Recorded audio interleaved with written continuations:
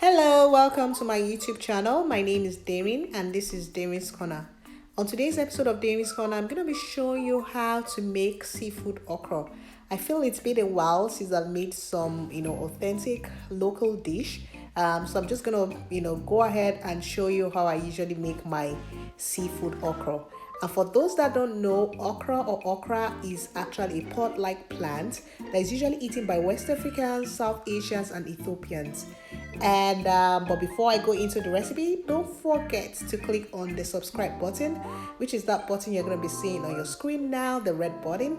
And then of course, please don't forget to click on the notification button, which is that bell sign you're seeing.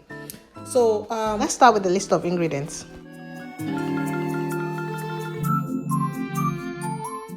So for this recipe, I'm going to be using my okra, I'm going to be using palm oil, I'm going to be using my seafood medley, which is made up of different types of seafood. I'm also going to be using my shrimps, my Cameroon pepper, my crayfish, bell peppers, habanero, seasoning cube, onion, mackerel, and crabs. So the first thing will be to pour your palm oil into a pot, and then you're going to put your diced onion and stir fry the diced onion in the palm oil. And then of course you also add your seasoning cube. I always prefer to add my seasoning in and fry it in my oil so that to extract that flavor from the seasoning as well as from my spices, so that it goes directly into the oil. That is one trick I'm gonna give you guys. If you want the flavor of your food, if you want flavor in your food, always stir fry your spices in the oil. So you're just gonna mix this. I'll allow it to fry for a little bit till the onion becomes translucent in color. And thereafter, I'm gonna add my blended pepper. I blended my habanero and my bell pepper to form my pepper mixture. Of course, there was also onion that was added. So I'm just gonna add this, and then I'm gonna stir it, and I'm gonna allow it to boil and reduce for a while. So while that is going on, I'm gonna start cutting my okra. And for my seafood okra, I usually use 3 different sizes of the blended okra or the cut up okra. So for this one, I'm gonna use my immersion blender, and I'm just gonna make this into the consistency you're gonna see shortly. And the other one I actually blended using a blender, and then the third one would be to actually slice it with a knife. So those are the 3 consistency for my okra, because I usually prefer my okra to have some part to be chewy, some part to draw, and then some other part to be a little bit clumpy. That's how I like my seafood okra, and you guys should try that. If you just use one consistency for your okra, try to use a different type of consistency so that you have that texture in your food. So that's that. Just cutting up this one. That's the other size of my okra that I'm doing. And then the last one, of course, I said was to just directly blend into a smooth paste using a blender. So that's it, guys. You can see the sliced up one, the one I used with my immersion blender, and then this is the blended one with the blender. So I'm just going to check on my stew, which is on the gas, and then you can see it's reduced in quantity. And then I'm just going to add my seafood mix now. So allow the seafood mix to cook.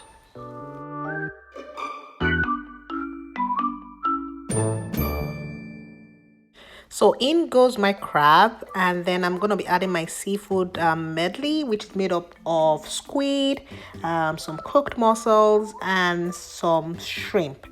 And of course I have the other shrimp also that I'm going to be adding into this. And I'm just going to allow this, I'm going to stir and then allow this to cook for a while. And thereafter I will be adding my okra.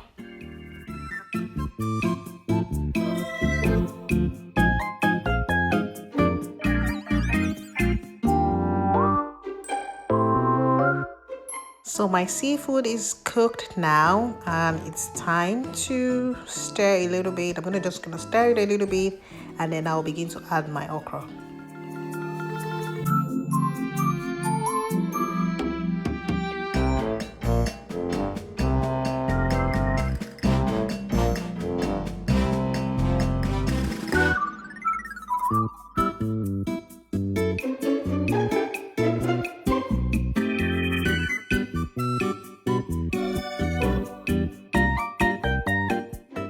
So first I'm going to add my sliced up okra.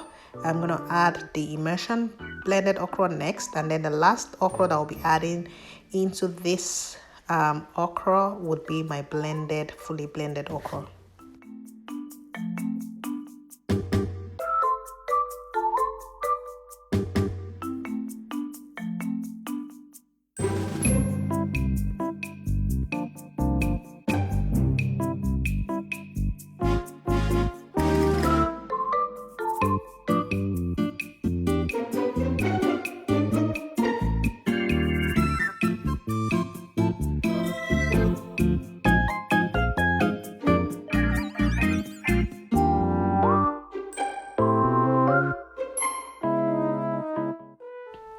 Okay, so I'm just gonna allow my okra to cook for a while. You don't want to cook your okra for too long.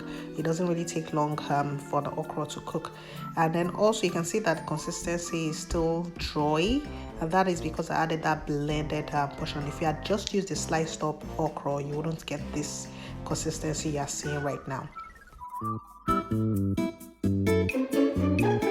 So at this stage, I'm going to be adding in my salt for taste, and then I'm going to be adding in my kale, which I had already shredded into bits. You can use any form of vegetable you have, but I prefer to use kale and because it's actually easily accessible to me, but you can use whatever vegetable that would be accessible to you. And then I'm just going to, mix it up and then cook it just for roughly about 5 minutes. You don't want to overcook it because of the vegetable. You don't want your vegetable to get whittled. So that's it.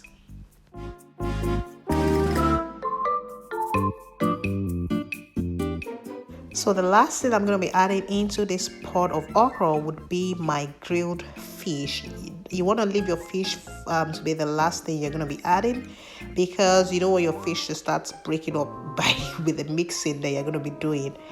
So that's why you add your fish last in the pot.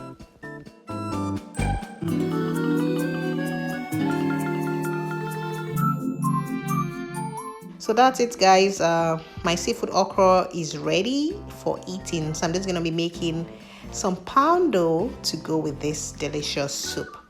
And I hope you guys have really enjoyed this recipe, and don't forget to give me a thumbs up. If you love this video, please don't forget to share, and if you're yet to subscribe, please do subscribe, because I get a lot of views on my videos, but people forget to click on the subscribe button. So please just subscribe. That is the only way. It's free, so there's really no harm in you just clicking on that button and moving on with your life. All right, guys, thank you so much for watching, and I hope you have a lovely day. Bon appetit.